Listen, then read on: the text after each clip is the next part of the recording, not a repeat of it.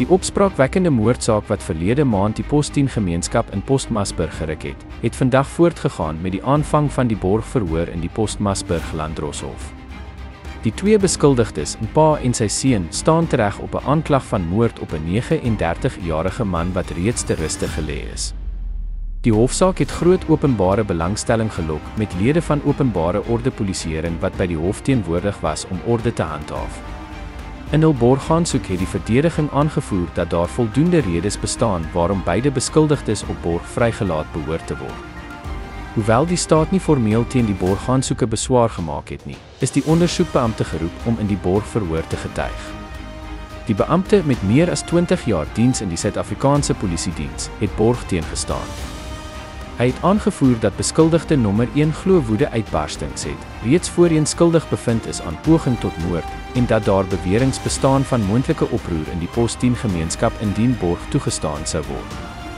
Daar is ook getuig oor beweerde dreigemente van geweld en selfs brandstigting teen die beskuldigde se woning.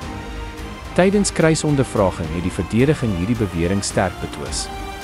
Die verdediging het die vraag gestel waarom die polisie nog nie opgetree het indien hulle wel van sodanige dreigemente bewus is nie, en watter waarborge daar bestaan om die beskuldigdes se veiligheid te verseker indien hulle op borg vrygelaat word.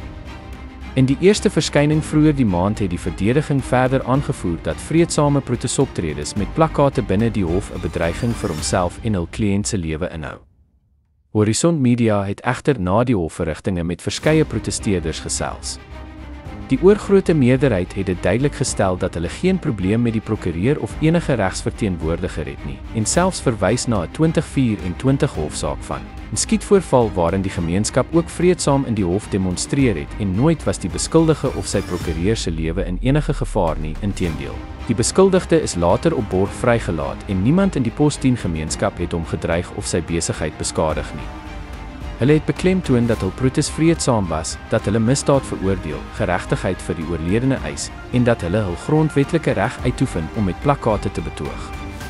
Die hoofbeskuldigde se dogter was tydens beide hofverskynings teenwoordig en het aan Horizon Media bevestig dat haar lewe nooit in gevaar was nie, want is die gemeenskap waarin sy opgegroei het en sy ken elkeen wat vandag by die hof was. Baie van die mense wat vandag se borgaansoek bygewoon het, was selfs by die begrafnisdiens van die oorledene en niemand van die beskuldigde se familie was enigsins gedreig nie. Sy het selfs tussen die betogers gesit en gesê dat sy geen bedreiging ervaar het nie. Verder kon Horizon Media, na gesprekke met gemeenskapslede buite die hof, geen bevestiging kry dat die beskuldigdes in gevaar is of dat hul woning bedreig word nie. Die een beskuldigde se taxi-besigheid is steeds operasioneel en geen voorvalle van geweld, dreigemente of beskadiging is intussen aangemeld nadat hulle in hegtenis geneem was nie. Die gemeenskapsaktivis het gesê die gemeenskap soek geregtigheid, nie geweld nie, en vertrou dat die regsproses sy gang sal gaan. Ons is hier as 'n gemeenskap, vrouens, ons het bymekaar gekom vir die saak van oom Frans Miller en sy seun, wat vandag sal voorkom.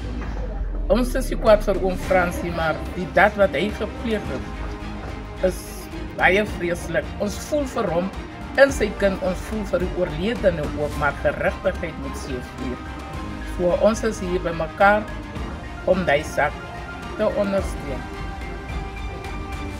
Plaaslike raadslid Makal Mabilo het bygevoeg dat die Post-10 gemeenskap nie huise afbrand of mense se voertuie met klippe gooi nie, en dat inwoners bloot geregtigheid soek in die gemeenskap wat al jare saamleef en uitdagings met versoening hanteer, want dit was alreeds sigbaar by die oorledene se begrafnis. Mabilo verwerp dus die verdediging en ondersoekbeampte se beweringe dat die beskuldigde se lewens in gevaar is deur hul eie mense en hul eie gemeenskap. Die borgverhoor is uitgestel tot Vrydag 19 Desember om die verdediging genoegsame tyd te gee om hul kruisondervraging af te handel sodat borg gefinaliseer word.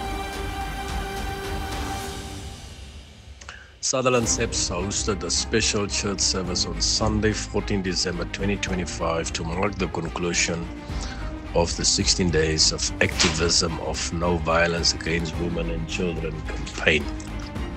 The service held at the Sutherland Church at 10 o'clock was attended by SEPS and community members demonstrating unity and collective commitment in the fight against gender-based violence and femicide. The VGK Church graciously opened its doors for the occasion, with SAPS members actively leading the program. Warrant Officer Basson delivered the opening prayer, followed by welcoming remarks from the station commander, Captain Malan. Captain Malan later delivered the closing address, highlighting the importance of communities standing together against GBVF.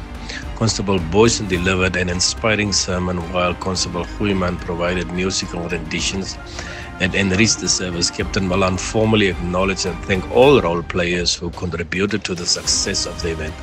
Sergeant Fearers concluded the service with a closing prayer. The District Commissioner, Brigadier Skalk Andrews, commended Sutherland SAPS for the exemplary initiative and dedication in organizing this community-centered event, noting that station's continued commitment to strengthening partnership in the fight against gender-based violence. The 16 Days of Activism campaign, observed annually from 25 November till 10 December, aims to raise awareness and mobilize communities to end violence against women and children. Die Wouter Kabouter Kleuterskool in Postmasburg wag aansoeke in van geskikte kandidate om by hierdie dinamiese kleuterskool in te skakel vanaf Januarie 2026. Hierdie nuusbulletin was dan ook moontlik gemaak deur Wouter Kabouter Kleuterskool. Horizon Media gee nuusdekking vanaf Postmasburg tot Namakwaland in die Noord-Kaap.